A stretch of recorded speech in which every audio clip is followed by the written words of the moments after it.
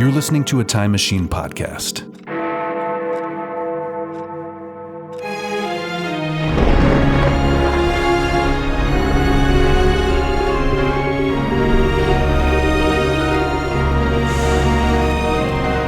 Old Movie Time Machine. An adventure through time and or space.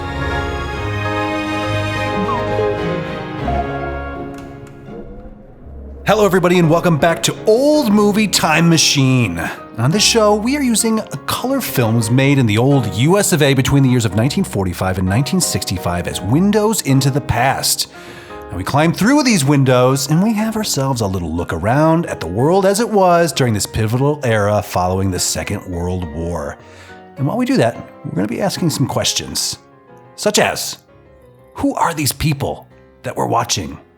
What are their habits? How are they treating each other? What decisions are they making? And why? Also, and possibly most importantly, what are they wearing? And what do their living rooms look like?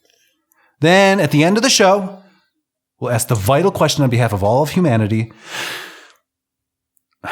Do we keep watching this? Do we need to keep hanging on to this? Or can we just let it go? I'm your host, by the way, Justin Zeppa. I'll be taking you through time and or space, joined as ever by my panel of international experts at being human beings in the 21st century. To start with, the incomparable Katherine Sherlock. Katherine, welcome back to the program. Hello, it's good to be here. Katherine, it's great to see you on this beautiful Friday of premiere week. Mm-hmm. Welcome. You are sitting next to my good buddy, Shrishma Naik. Shrishma, welcome back to the program. Hi, I'm really excited to be here.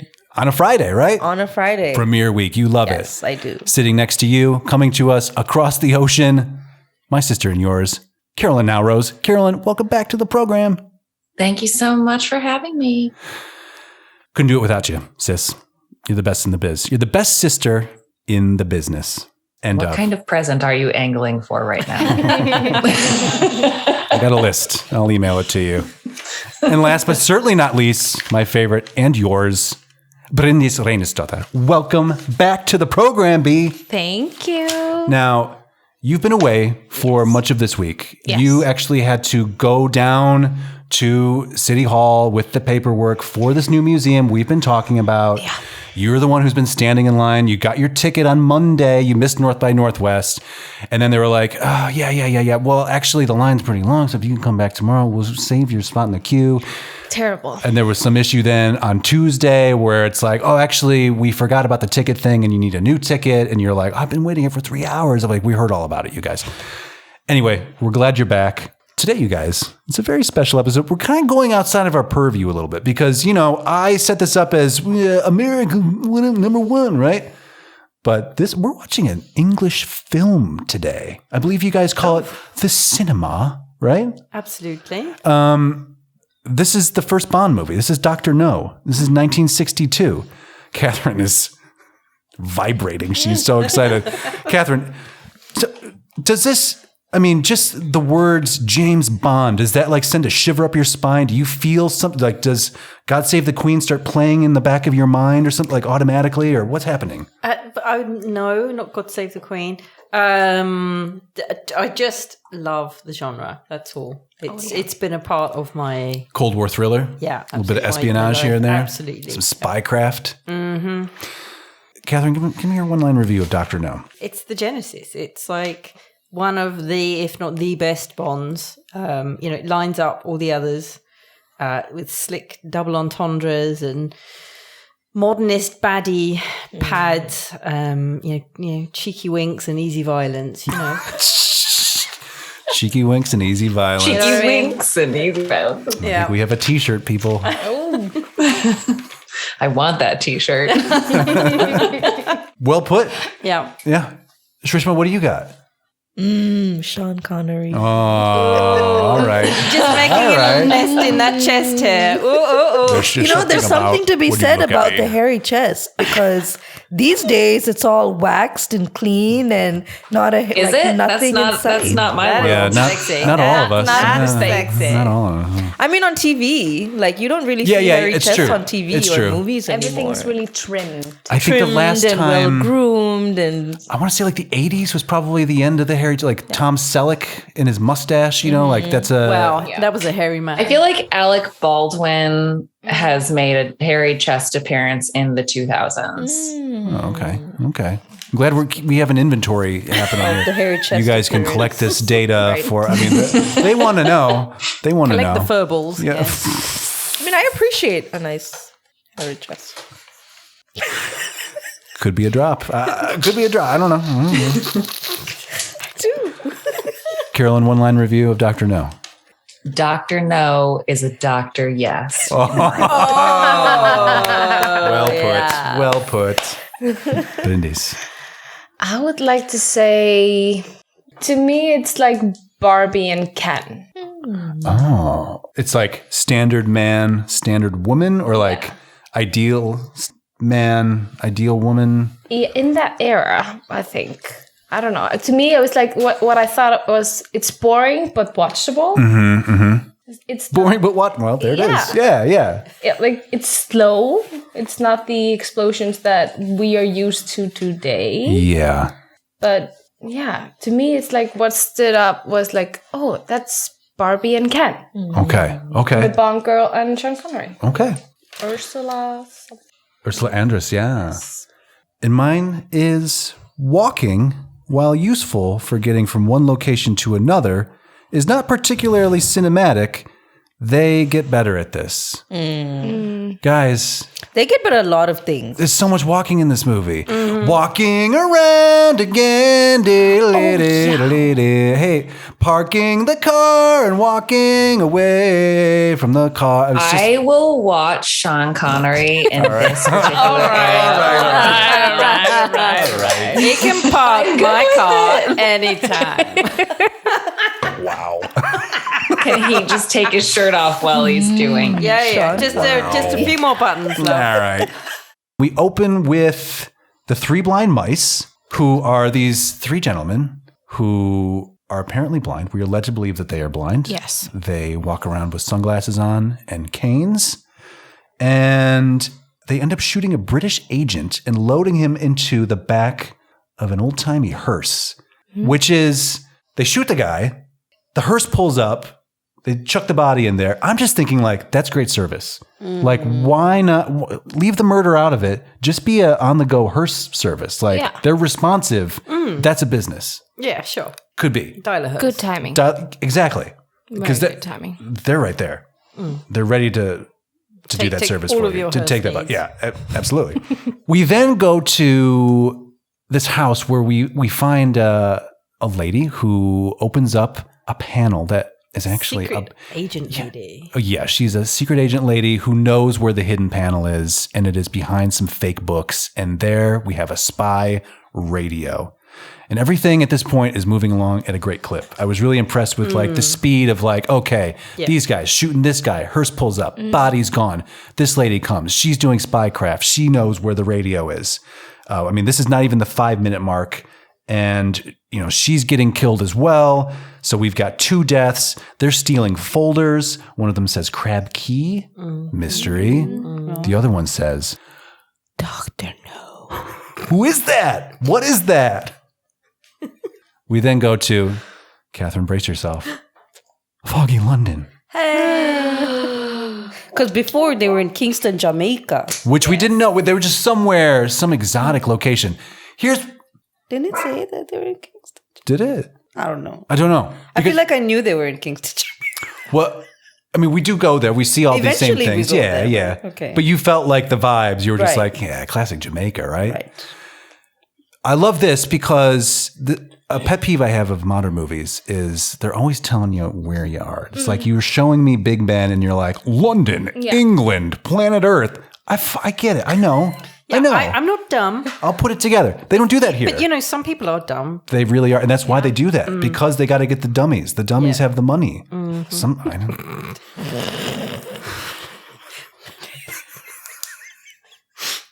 Is that You what know it it's is? true. Unfortunately. And then we end up at Le Cirque, which is a casino, because we're looking for 007, right? We've got all these reports coming in through the radio console of, our agent has been killed. No, they don't know this. The radio's just gone dead. The radio's gone dead. Okay, they don't know what has happened. So they signed in. They went through the opening procedure, and then nothing. Right. So it's a mystery. They don't know what's happened. Suspicious. At this point. Who do you put on the job? Your number one guy, James Bond. And where's he at? He's at the stinky, smoky casino.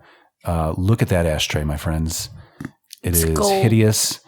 It is filled with all kinds of delicious but disgusting. This one has a cigarette holder in it. There's another one. Everybody's smoking. It's a glorious time to be a smoker. It's 1962, you guys. Each has a personal ashtray. They don't have to this is the high roller table. Yeah, there's no sharing. No sharing here. No sharing. Carolyn, did you have any thoughts about the casino? Like as we're led into this, like this opening 5-6 minutes? Yeah, I mean, this is where we get the iconic James Bond line. I mean, like dude.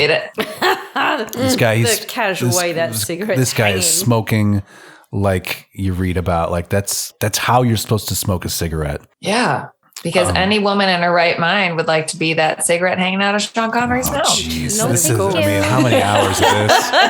It's enough for me. Guys, we got to go to see James Bond's apartment. Here it is. It's a little bit classier than I had anticipated. And it's very clean. Do you love that it's green, like a nice hunter green wall? I feel like this is your color palette. Yeah. We get some dark wood. We get a little bit of I want this color. Some brass. You like this? Yes. Okay. I love it. We've got, look at this. We've got the hat and umbrella stand over here. This is nice. He's got a lot of nice like antique pieces. Like, is he an antiquer on the weekends maybe? Is this how he unwinds? He has someone decorate his apartment. Yeah, that's he goes garage sailing. Yeah, it does seem fairly untouched. Like he probably does not spend a lot of time here. But the time that he does spend here is quality time because who should be waiting for him but Sylvia Trench, who is doing some naughty undergarment putting. Mini golf. Yeah, they are preparing for their golf date by having sex with each other. Oh. What? They just kiss?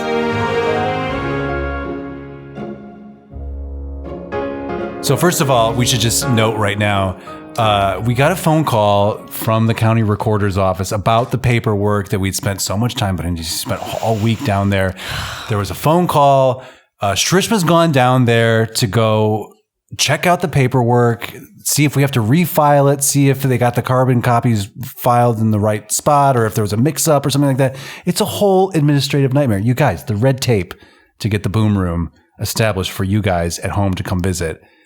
It's outrageous. Catherine, part of I know you're upset about this. I am livid right now. Yeah.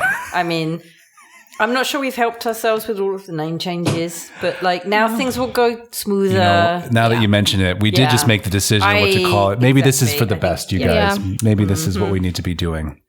But anyway, I'd just like to say thanks to Shrishma for taking one for the team and heading down there. Absolutely. Nobody wants to go stand in that line. It's a nightmare, right? Mm-hmm. I hope she takes the number. You have to take the number. She might not be seen until next Tuesday. It's true. It's true. Boy, really concerned about that. But so, listen, we go meet Sylvia Trench. They have a little party together, a little golfing party. It's a great time. And then they have a hole-in-one. Sorry. Wow, Catherine, how long have you been sitting on that? No, it literally just occurred to me. Just popped right in. Well played, madam. And then we see a beautiful stock footage of a Pan Am flight landing in, I guess, Kingston, Jamaica, right? We're at the Jamaican airport. Yeah. It's pretty cool. We meet this strange man wearing these cat's eye sunglasses. Those are really feminine glasses. This is these would be considered conspicuous ladies' glasses these days, right? Yeah. These are lady glasses. Yes. Is that a wig though? Because this guy got a wig. Oh. I'm not sure, actually. Oh, this is a good question. I don't know why. Carolyn, does Felix Lighter have a wig? Is it a wig? I can't tell if it, and I didn't necessarily notice it. I think it might just be the way his hair is styled. It could just be poofy. Yeah. He's got some poof.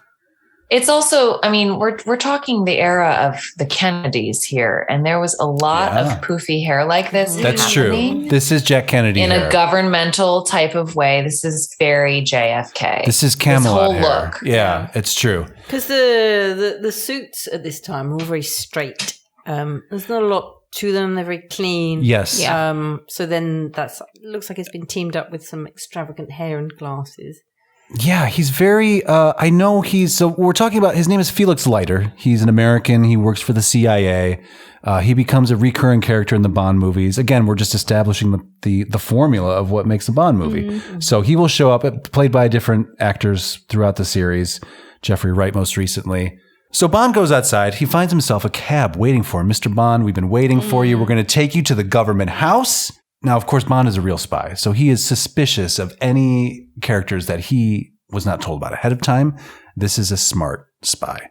So he goes back. He's like, give me a minute. I got to go do a thing. And he goes back into the airport, and he calls back to check, like, hey, did you send a car for me? I'm here. Did you send a car for me? And they're like, no. And he's like, all right. Goes back outside, gets into the car. Again, this sequence is the start. I think this is the start of the walking. Again, a lot of walking. We're getting into the car. We're driving the car away. And then we focus on, I'm showing a picture right now of a parking lot. And this is the car that he's in. This car started here, went all the way around, and then drove here. We just watch it drive away. We watch the movie drive off without us. Mm-hmm. The movie's in this car. I want to know what's happening there. Of course, Felix Lighter is also following as well. So Bond's just like, yeah, take me for a ride. And then we get, this is interesting because this would be the first car chase.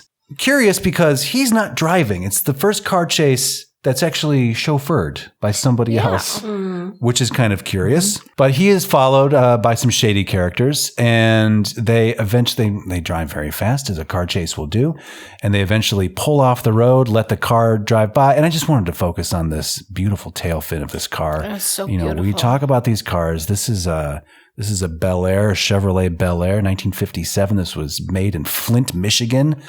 So the driver, though, this suspicious driver, who Bond is really literally letting him take him for a ride.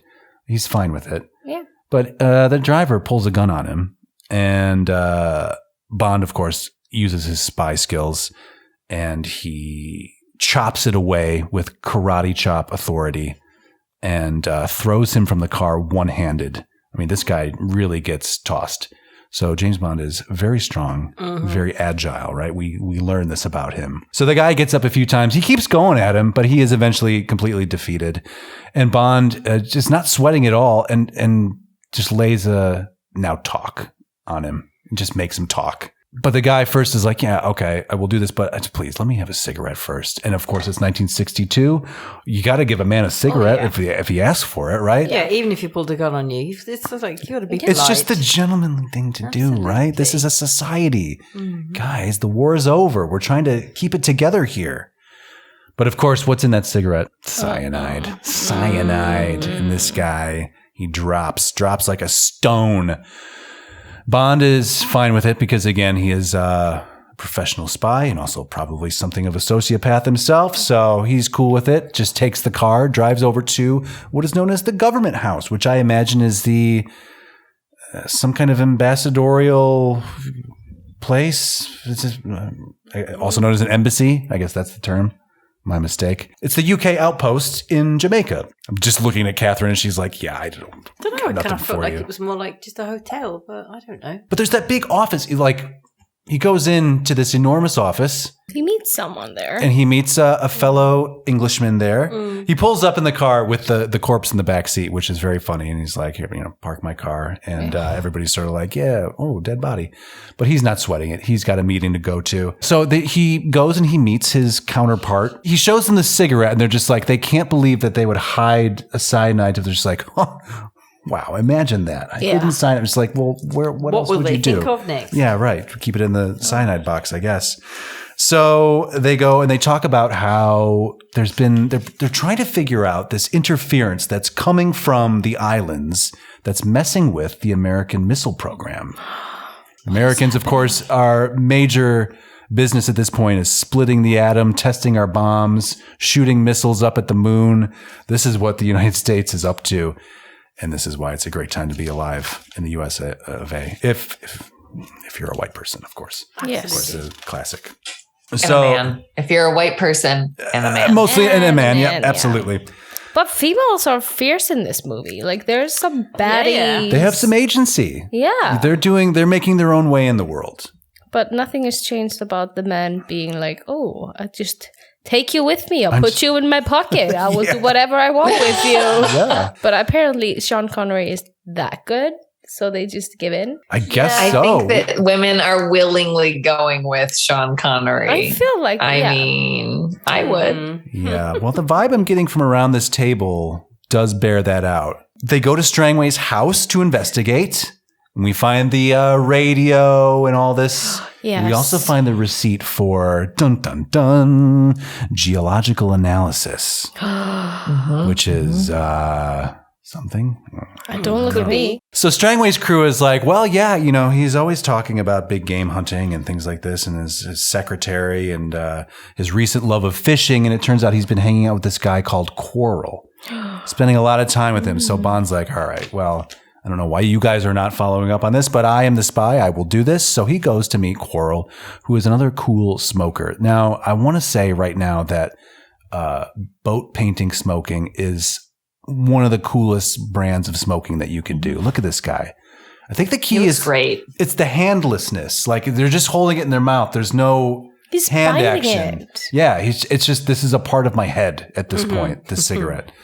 So he looks like a Red Stripe like model. Like he needs to be holding a Red Stripe beer in his hand, painting that boat, smoking.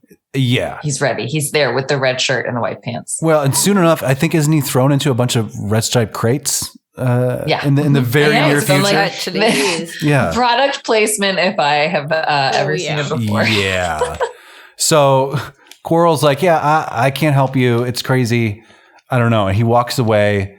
Again, more walking. Red hot walking in this movie. Bond follows him. He's also walking. They just walk together and then meet again in the next location. It is so weird to me. It's just like, okay, now this new scene starts in this place and then we will walk some more. All to the tune They of... kind of give the explanation, though, of like, I can't talk out there. Yeah, that's true. That comes in 10 minutes later, though. They've been forever. walking for a long time.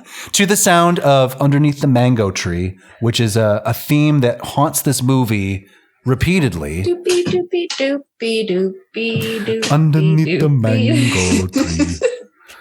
So Bond follows him to a bar. And they duck into the back room so they can talk, right? Yes. But who should sneak up but the barkeep, who's also an alligator wrestler, gets him in this big old bear hug. This guy's not bear hugging Sean Connery. Look at the rage on this guy's face. Jesus. So we get, he's got a knife as well. So that's kind of scary. And then we get some pretty good kicking of these guys into these red stripe boxes. And it's kind of, Is this the first real action we're seeing Bond do? I mean, he's been chauffeured through his first, which is kind of clever, a bit lazy, but he actually has to do a thing here, and he does it rather well. These guys get toasted. Who should enter though? But Felix Lighter. Turns out, cat's eye sunglasses and everything. Turns out, hey, this is who I am. I'm Felix Lighter. I'm an American CIA. This guy's cool. It's great. They make up. And then all of a sudden, it's just a full-on Chianti candle party at this crazy Calypso bar. And we are doing a lot of big finger dancing at this joint. The dancing. We were doing a little of this earlier today. Yeah. But yeah, the Calypso band is cooking. These guys, it's just rum and great suits. And we're broing out together. So they're trying to figure out, listen, there's something crazy happening in the islands. And Quarrel's like, yeah, I went with Strangway. We checked everywhere except for one place, Crab Key. And so I don't know what. Yeah, right. So enter Crab Key into our story, right? Which we find out is the home of a bauxite mine and is famous for having several missing persons. People go there, but they do not come back. And also a mysterious Chinese doctor named Dr. No. Now on the way back from... Well done. That was great. Yeah. Thank you. It's a Dr. No. I'm here for it. So Now, we leave the Calypso party bar. Bond goes back to his hotel, and the three blind mice show up again. We see them, and we're like, oh, this is trouble. We've seen these guys murder people like James Bond before. They missed their moment, though, and he goes inside. So we were very close to another action sequence. So then we hook up with another of Strangway's friends, Professor Dent, and he's got a very faded 1960s office here, as we can see.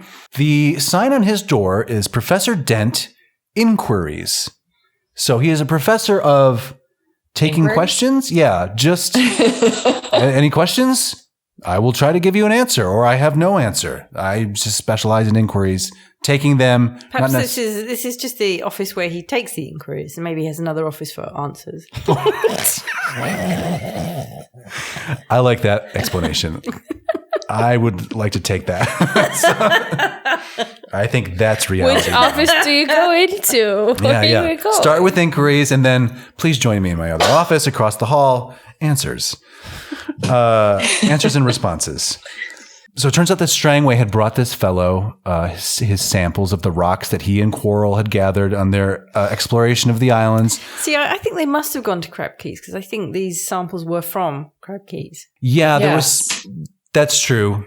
And because this guy is like, well, it's impossible. These couldn't come from Crab Key because I know all about Crab Key and blah, blah, blah. Yeah, I like how... I know the geology. We have the same interpretation of his geology snobbishness. Well, it couldn't be because of this. So... It has all the answers. What do you guys mean? That's true. Yeah. Well, but they didn't go to that office, though. Unless the back office is for the answers. Inquiries is in this front foyer area, maybe. I know the back office must be for lies. Progressive. That's true. Lies and artful dodges. This way, please. Because it turns out that while he says that they're not capable of coming from Crab Key, stop talking about Crab Key. I know nothing about Crab Key. What does he do? He immediately goes to Crab Key. Professor Dent. Mm-hmm. And he goes, and it's funny. So he gets in his boat and he goes out to Crab Key. An armed guard comes up with an automatic machine gun. And all he says is, I radioed ahead. They're expecting me. And the guard's like, oh, well, right this way. There's no guarding whatsoever. No, didn't he challenge him and kind of go like, yeah, this is the wrong time of day? I have something like that. No, I have the, Dr. No does. But the guard just says, quote, go ahead. Yeah, all right. So we get some nice on-location shooting here. It's one of the great things about this movie is that you're actually going to a spot. You're outside. Yeah. We clearly did some stuff in the islands. Then we get some of this beautiful Ken Adams set design here. Yeah. This is... I love this. So dramatic. Modernist baddie pad. Oh, my God. Let's take... this room, make it 5 times bigger than it needs to be, and put some crazy geometric shapes into it. We get this sort of voice of God effect that we find out is Dr. No, and it's just this disembodied voice coming through in this weird room with one chair. This room is used for only this thing, I think. It's just, you come in here, and I talk to you like this, and what are you doing here? I only accept visits at nighttime. I have one rule, which is, I don't believe that this is the strictest rule, is that you only come visit me at nighttime. I feel like this is a man, as we later learn, who probably has lots of rules, I would think. Yes, 100%. So maybe he's just a night owl. Maybe he just prefers it that way. He sleeps during the day. But he is like, why is James Bond still alive? This guy is clearly on my tail. Mm-hmm. Please deal with him. And Dent sort of like hems and haws. And he's like, he's asking about Crab Key. And Dr. No's like, well, fortunately, I knew you were coming because I know everything. And I need you to walk over to this table and pick up this tarantula, which he does. Oh. This is listen, guys, I don't think this is the best plan. The tarantula plan that unfolds here. If you're going to kill somebody... It's very ineffective. There's a lot of room for failure. Yeah, a lot. You're leaving an awful lot to chance here because do you train a tarantula? I mean, is this tarantula hungry for human flesh or whatever? I mean, like they put him in there, just let him walk around. That tarantulas are also not like super poisonous to humans. Is that the case? Yeah. Okay. They're just frighteningly creepy. Yeah, they're just big and furry, and I think they need to be sort of antagonized a bit too before they actually do anything, right? Isn't that? I mean, I think you could probably docile, yeah. I think you can probably put a collar and a leash on one and take it for a walk. Mm-hmm. Yeah. Mm-hmm. So but is it the shock effect of having like a live animal in the film? And disgusting and an exotic animal, and I think this arachnophobia probably was the first time people were seeing something like that large and definitely, that large and hairy. Other than Sean Connery's chest, I hate them. I will never see them. That's why I live here. Well, that's one of the benefits of living here. It is you can keep your bugs. Keep your bugs and arachnids. Pardon me, just stepping in here. You know what we do? We take a little break from our program so we can highlight some of the incredible merchandise that you can find over at the Old Movie Time Machine TeePublic store. Today we're highlighting an extra special design that we like to call the Time Port. That's right, because back in the day when you wanted to travel back in time and through space, of course, time and or space, they kind of go together. You would have to go to the Time Port to do that. I mean, those were the days. And you can wear a beautiful image of a local time port from the times, and you of course can wear this stunning visualization of what it was like to check in at a time port in the 1950s. You can put it on anything, you guys. You can put it on, let's say today we're gonna do, something, it's summertime, something summery.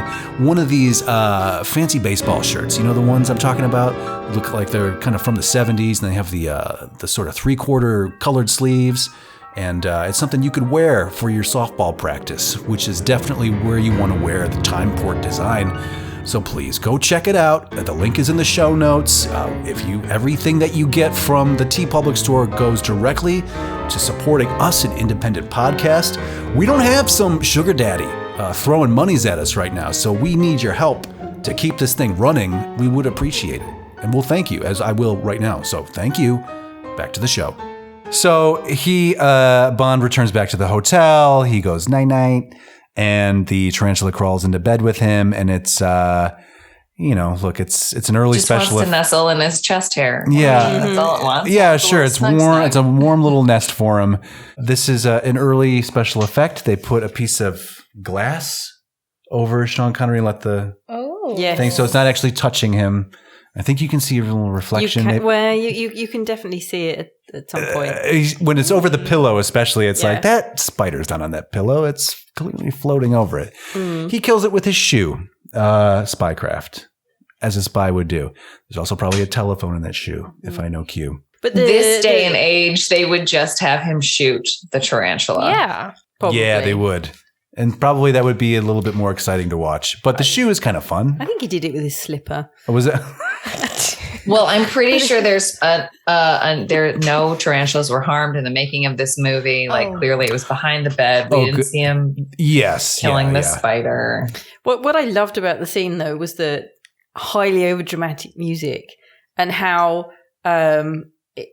when he was actually smacking it with his slipper, it had a sting to it. Bam, bam, bam, bam, bam. Yeah. It was great. Yep. I also loved that. It was great. Yeah.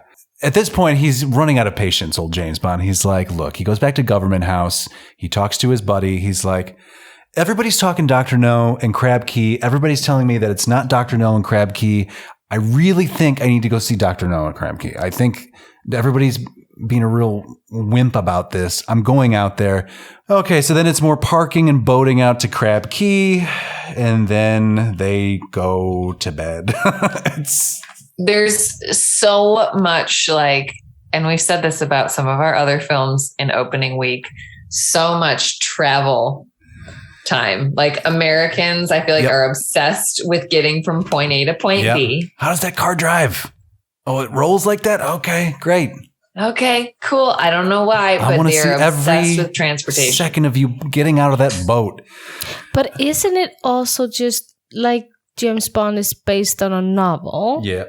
So if you're writing a book, you would have to explain to the reader that he's going from one place to another. Yes. So I feel like that's how books sometimes don't. Caribbean waves rocked the boat as they floated into shore. Right, or you can have an inner monologue Key. of like reflecting on, I can't believe I got to sleep with her twice before I sent her to jail, and that you just don't get that from the movie. So it's just him and Coral. Yeah, like we don't need all of this is cut out now. You have to show, not tell in a movie. Yeah, right. That's really and trust your audience. difference. And maybe it's an audience expectation too. Maybe we cultivate the audience to a point where it's like, I know when the scene starts or we dissolve to a new scene where people are talking that somehow they arrived there. Like I don't need to be shown how they did it. They're just there. I will tell you. One of them took the subway, the other took the bus. I don't give a shit. Mm-hmm. Does this move the story along at all? And the answer is yes, but slowly. No. So So I get to Crab Key, and one of my favorite parts is that like they go to sleep in the woods. Yeah. And James Bond is curled up in his little blue like sailor outfit. It's not a sailor outfit. It's like this baby powder blue, like chambray, like polo shirt and some rolled up pants. And he's just like sleeping under these like palms with his head on a rock when he wakes up in the morning. Like, what the fuck? This is normal. Finally made it out to Crab Key. Get me a little nap. Snoozy time. Yeah. All right. Well done, Coral. It's just him and Coral, by the way. We didn't mention him, but yeah, Coral's around. He drives the boat, right? But that's the first time he's out of a suit at this point in the film. Yeah, that's true. But by the time he wakes up, it is like noon. Yeah. It's not even like morning on the beach. It's straight up noon. Somehow he slept for like 12 hours. This is the sociopath in him, though, I think. He's got nothing on his mind, so he just sleeps until underneath the mango tree wakes him up, and we meet Honey Rider. Excellent name. My goodness. Yeah. Underneath the mango tree, indeed. She's out there looking like $10 million, collecting conch shells, which she can then sell later on the mainland. Like Venus de Milo rising out of the sea in that white bikini and all of her like glory. Yeah, she looks terrific. And she does. Bond, you'd be surprised, notices her. Absolutely. It is a periscope up moment. Yes, it certainly is. And he's just, for a while, he's just peeping. Yeah. He's just watching.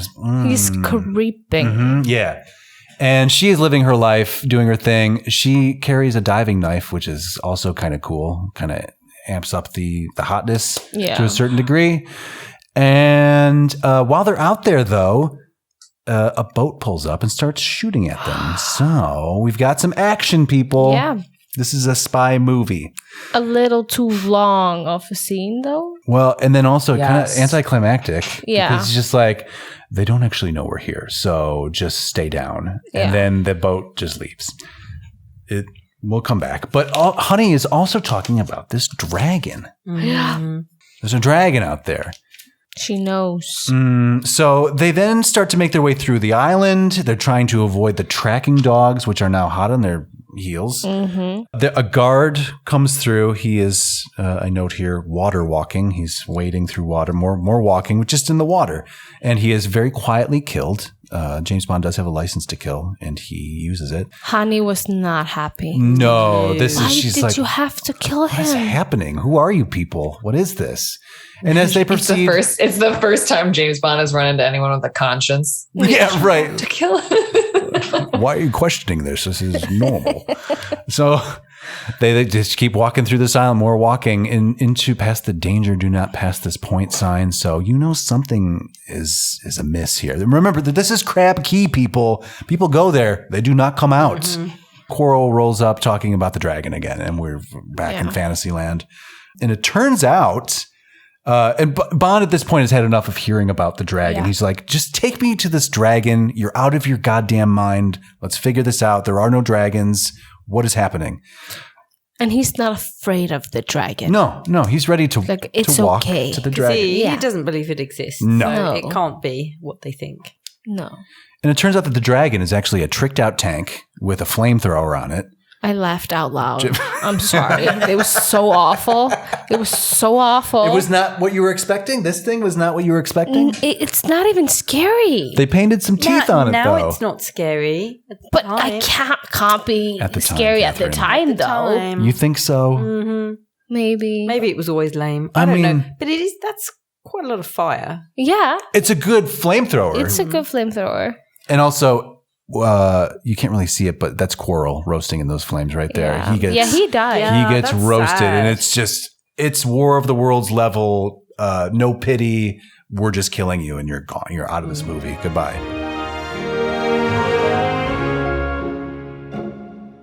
What do we describe Dr. No's apartment like? I mean, this is like Rainforest Cafe. Sort of, we'll get you a table. And Random lamp. It's definitely like a cave kind of lair with luxe accessories. It reminds me of that restaurant at Disney World and Epcot Center that has the aquarium that you eat by. That was my favorite restaurant. It was the Living Seas. The Living Seas. Yeah. That's what this reminds me of. But we've got a tree in here. We've got it's sort of rustic. But also, is that a Christmas tree? Is this over here? Oh, or is this like a candelabra? I like the fireplace. Oh, the fireplace is out of control. Damn, let's look at this thing. So good. Wow, yeah. It's massive. This is awesome. It looks really good. Dr. No is an evil man, but I like his house. Absolutely, I'm loving his style. I'm cool with it. He also has, there's the Living Seas aquarium with, as we find out, what is it, 10-inch concave and glass that how many millions enhances the size of thing? Whatever. Yeah. This guy's a nerd, Dr. No, Dr. Nerd. We meet him, by the way. He comes in, and it turns out he's a Chinese man. In quotes, half, I think. You're not Chinese. Dr. No. He's off-putting, right? This bad guy. We finally meet him. There's like 20 minutes left in the movie, and we meet this guy, and he is played by what's his ethnicity? He's German and Irish and all this. No, he's like Canadian and American. Oh yeah, okay.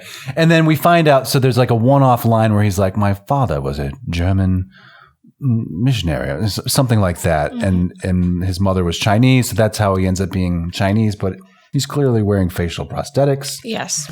And it is upsetting to the modern eye. But I love the character. Like, he looks dead in the eyes. Like, it's he's a good baddie. Yeah. Oh yeah. The way that he's poised, the way that he talks. Also those gloves. I mean, his hands. They're his hands. Catherine, tell us about the hands. What's his misfortune with his hands? He works with radiation. Oh, I couldn't quite remember what it was. There was some kind of accident that mutated his hands to where they can crush metal. No, he didn't do that. Was it? Yeah, that's it. He's got strong hands. They're just extra strong. I thought he just didn't have hands. I thought these were prosthetics. Yeah, me too. Prosthetics? Yeah. I think he lost his hands. He's got robot hands. They're robot hands. What? They are robot hands. I thought this was a part of I work with radiation. I'm a mutant now. Yeah, he definitely kind of did that. So his hands just fell off? He's a scientist. I don't know how. I cannot remember for the life of me how he lost his hands. But these are obviously top of the range robotic prosthetic hands. I guess so. Yeah, fooled me. But he does wear gloves. I mean, that's safety first, guys. Always wear gloves when you're mutated robot hands. I don't think they're gloves. I think that's just that they're metal. Those are the hands. They're metal. They're metal. This is what we ended up. Because he then picks up a thing and crushes it to make a point at some point. Yeah, I thought it was just mutant hands. No, those are the hands. Those are You're blowing my mind. I've watched this movie a dozen times, and it's never crossed my mind that that's it. Those are the hands. Both agree, Bond and Dr. No, that Honey Rider does not need to be there. Yes. So Dr. No rather tastelessly sends her away and says, "I'm sure the guards will amuse her," which is disgusting, of course. Yeah. Unless they were actually putting on a puppet show, but boy, I'm going to need to see that because otherwise I'm interpreting it. Yeah, I don't think it's the kind of puppets I want to see. He gets mad.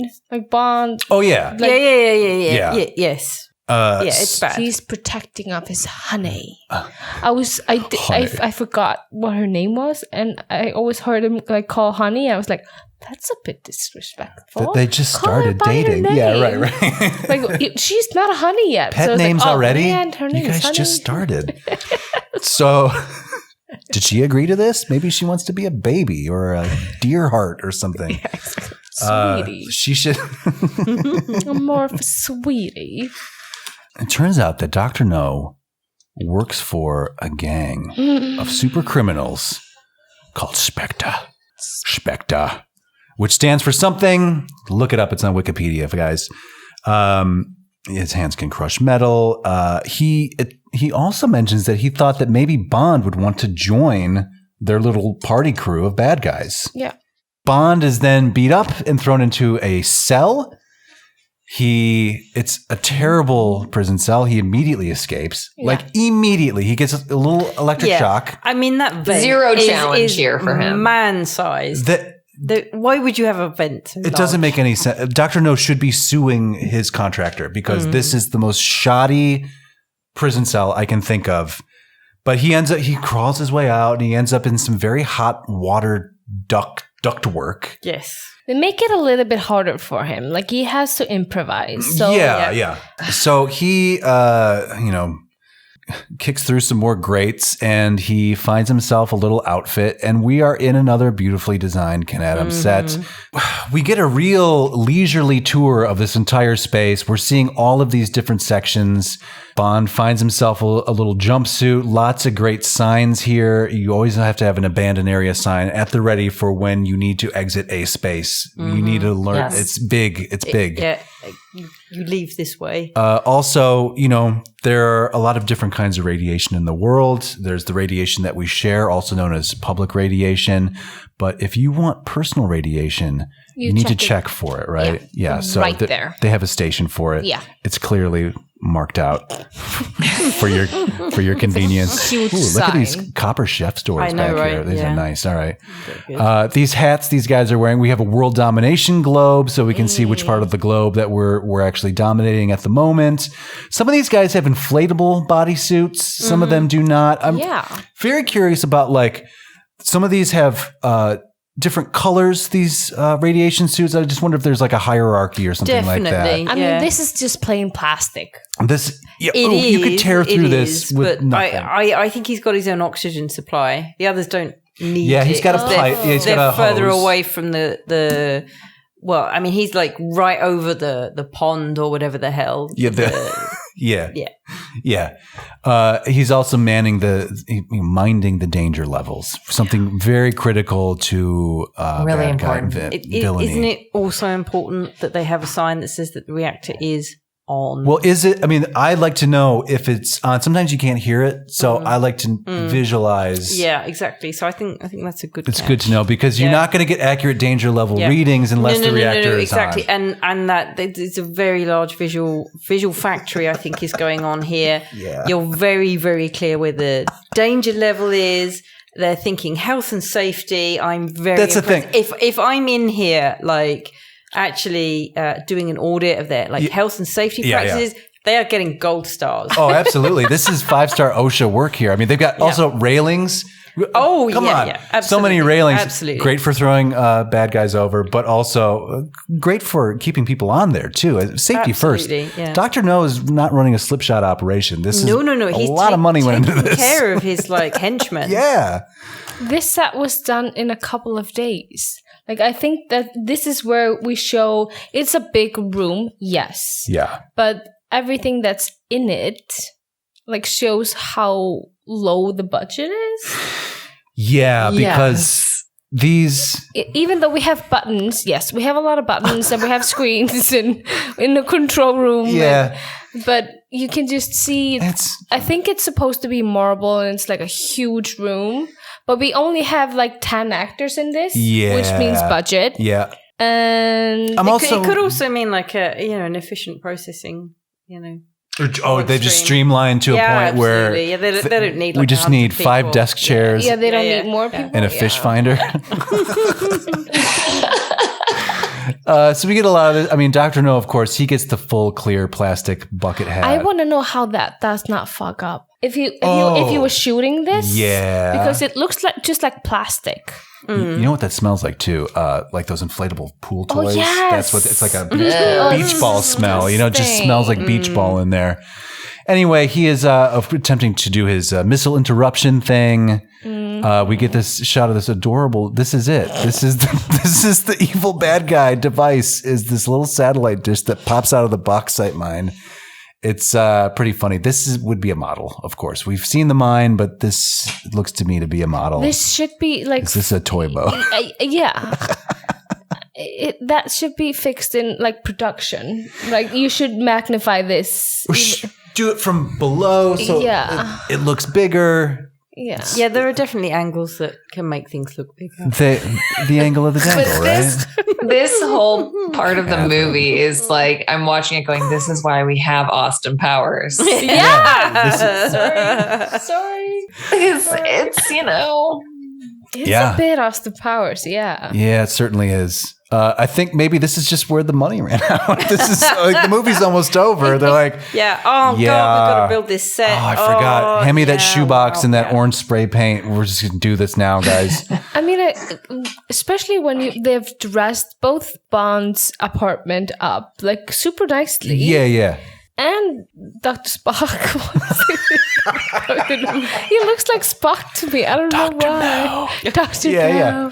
Yeah, that apartment is like super cool and fancy, but now we get to like they blew it all on the interior design. I think so. I think they blew it all getting to Jamaica and shooting what they got Jamaica. And Ken Adam even Dr. No's like Rainforest Cafe / The Living Seas apartment is a little janky. It's not as nice as Bond's apartment. That's true. All heck breaks loose, you guys. They realize it's Bond, and Bond goes for the danger level guy. Absolutely. And the danger level guy? The danger level guy. End of the night. Yikes. The danger level guy sees Bond and he goes for the emergency stop lever, and then Bond kicks him away. But I'm thinking like, well, isn't that the point? Is like, you want to stop this from happening? So just let him throw the stop lever. Or does the stop lever open like a trap door and Bond would fall through it? Or what's it's just a question. I don't know. Yeah, I think Bond's going for the ultimate. Let's blow this. He definitely. Dr. No is having none of it. He races over. He runs kind of. He's not a good runner. No, but he runs.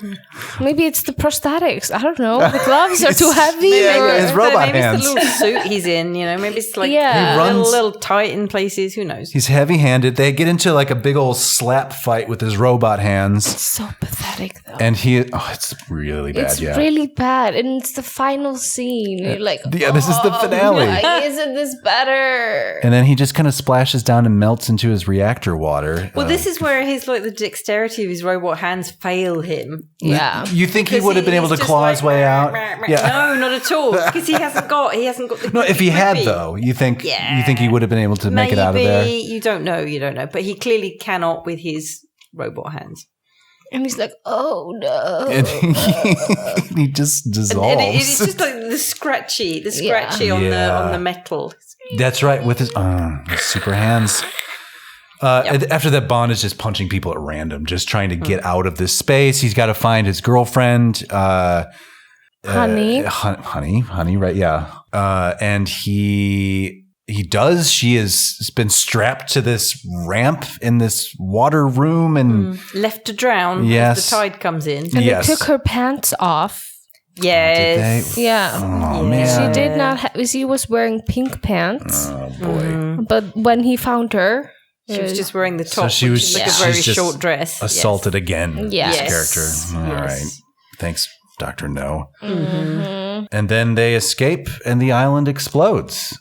And that was a good explosion, though. You thought that was a good one? Yes. I think it was some fakiness added to that explosion. Probably the model, right? Yeah. Yeah. But you can see with the car, it was definitely explosion that they did like in real life, which was good. But I was like, whoa, that's actually, because I thought because this Dr. No trying to get up and dying in water is pretty pathetic. But I was like, but they did a good explosion. I was like, okay. Yeah, and I don't mind it. They saved up their money, what was left, to blow up the satellite dish. They used it where maybe they did the explosion first and then Right. made the sets. Right. Yeah. And for poor Honey Ryder, after your latest sexual assault, what would you like to do but kiss another man? Snuggle with Sean Connery. Yeah, and that would make it all better, right? it's now apparently make-out time. We've killed all these people. It's time to Make out in a boat. touch each other. And Yeah, Felix... the CIA, turn up and save the day. And they're going to tow him in, and Bond's like, you know what? I'm getting a boner. I'm just going to let this ride. You guys go. And end of Dr. No. Thus ends Dr. No. We made it. So let's talk turkey here. Katherine, do we keep watching Dr. No? This is a big yes from me. I believe this is top-notch entertainment. Yeah. And I will be watching this many times in the future. Forever. Love it. Carolyn, the vital question. This is on behalf of all humanity, by the way. This is humanity as we know it. Dr. No, do we keep watching this? Absolutely. Yeah, you're loving it, huh?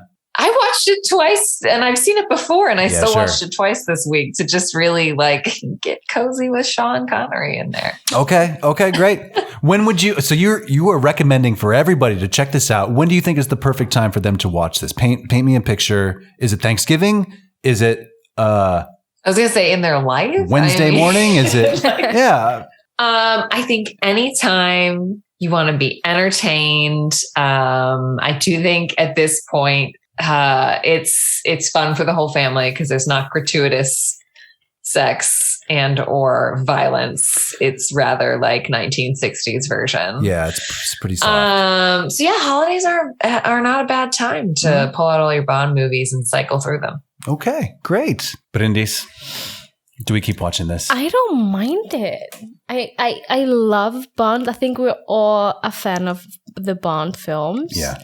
And I feel like it's so awesome to see the first film. You have to look at it through it's from 1962. Yeah. So don't expect something like Skyfall or manage your expectations. Yeah, manage your expectations. But I feel like everyone should watch this film. If you're a Bond buff, you like their movies, you should see where the script came from and the way that they did things. So yes. Yeah, totally agree. I don't mind it. This is where it all comes from. It's a bit boring. But we're seeing almost watchable. Everything. I'm really glad to hear it. I was a little concerned. No. It's because you never know. This is the least, well, maybe not the least of the Bond films, but it's the first. It's early. First, exactly. Guys, they get better at it. Seed for everything. Yeah. So it's a yes for me as well. Gotta keep it. Gotta keep it. I mean, it's Bond. I don't think I would get rid of any of the Bonds, honestly. Even the lesser ones, even the Daltons. Okay, you guys, congratulations. We've made it to the end of premiere week. It has taken a very long time to put this together. But here we are. We've made it. Now, look, you listeners at home, you're loving this show, right? Oh, yeah. You love what we do. You love how we're bringing it to you. And we love you being here with us. We want to hear what you have to say about your favorite Bond. Please write into us at partyline@oldmovietimemachine.com. That is our email address. And we will consider what you have to say. Katherine Sherlock, thank you so much for being here. Thank you for having me here. Hey, you're welcome. Anytime. Carolyn, thank you so much for being here. Always a pleasure. Bryndís, Mm-hmm. even you. Aww. Thank you so much for Thank being here and you. joining us. Guys, next week, Uh-oh. here's the deal. We've gone through premiere week. We've given you the good stuff. Now we need to check out this era that we're exploring. So we're going to start at the beginning, 1945. 45. It's a color movie. Ooh. It's called Leave Her to Heaven. This movie is bananas. It's an amazing thing, but we're going to start. This is where our era starts. The war is ending.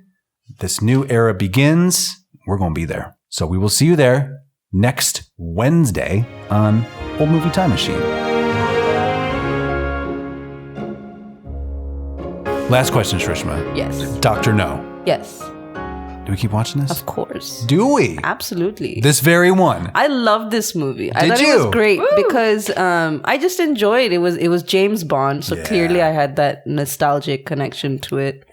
I love Sean Connery. You know, actually, like, I didn't realize it was Sean Connery till the movie started. I thought it was actually Roger Moore. Oh, Roger Moore. Yeah, okay. So I was very excited. Was this your first Connery Bond then? Yeah. Yeah. Okay. No, I watched the Octopussy. That's Roger Moore. Okay, as well, so then I got them mixed up. Yeah. But I've watched. That's the only other older Bond that I've okay. Well, just so you know, and the listener at home, in 1 year's time, we get to watch another Bond, and we're going to watch From Russia with Love, which is one of my personal favorites. It's the next one in the series. Okay. But we have to kind of like, these are nice. We only get, I think, 4 of these fall into our window. So we have to kind of like parcel them out to ourselves, right? But we did want to thank you for being with us Absolutely tonight. And we also want to say good night to you, sweet princess. Thanks. Right? I'm gonna get some rest. Be rested up for our next week's next week. So can't wait for it. Oh my God, it's gonna blow your mind. You ready? All right. Thanks, guys. Bye, Have a good night. Good night. And so concludes Premiere Week here on Old Movie Time Machine. Thank you for joining us on this adventure through some of the finest films to ever grace the silver screen. I hope you enjoyed them. We certainly did. Well, most of them, actually. You'll have to go back and check the stats on who approved of what and who disapproved and all that. But if you enjoyed this conversation about Dr. No, you have to understand that we loved James Bond, all of us. You heard us. We were going around the table giving all thumbs up to the Bonds. So clearly, we talked about this way longer than what you just heard. So if you would like to hear the entire conversation, I have to imagine it's clocking in at around 2.5 hours, seems to be the magic spot over at our Patreon page. It's called The Boom Room. You can find a link in the show notes, but that's where you can, for $2 a month, sign up, join our little community over there, and you can get the full uncut episodes that we put out on the main feed. So that's like more than twice as much content basically than what you're getting over here. So if you want to get the real shit, you guys, like what we really think, you want to sign up at the Boom Room. Next week's episode coming to you Wednesday morning. Now we're out of premiere week. That means that the show has a regular schedule. It will be on Wednesday. You're going to want to join us then, and do your homework too, please. I beg of you. Because we're talking about Leave Her to Heaven, as already discussed. This is, guys, I mean, I'm not gonna be cagey with you here. I'm not gonna play coy and pretend like I don't fucking love this movie. This movie is incredible. Probably you have not seen it. I definitely recommend you watch it before you join our conversation next Wednesday. The places you can find it are unfortunately limited. It looks like you can stream, rent, or buy Leave Her to Heaven on something called Flix Fling. So get in on that. But of course, if you're not a Flix Flinger, and I can't say if you are or if you're not, hey, write us in, partyline@oldmovietimemachine.com. Do you fling flicks? Are you a Flix Flinger? Let us know. But if you don't want to go fling some flicks on Flix Fling, what you can do is find the beautifully restored version of Leave Her to Heaven that we watched. It's available to you on Blu-ray. It's a Criterion Blu-ray, no less. So it's going to look as good as it could possibly look. So yes, please go watch Leave Her to Heaven. I promise you, you will not regret it. And we will see you here next week on Wednesday, bright and early, on another Old Movie Time Machine.